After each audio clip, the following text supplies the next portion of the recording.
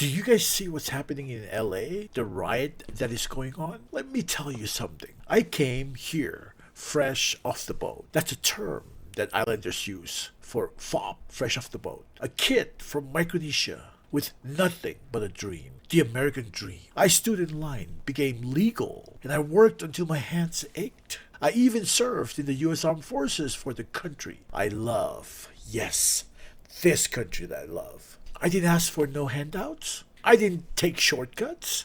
I believe in earning my place and honoring the law of the land. That's what built what I have today. My story is proof that hard work and respect for others make the dream real. You honor the land by respecting it. You stand tall by staying true to who you are.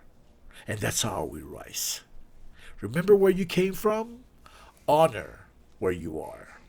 The dream is worth it. Thank you, and may God bless America.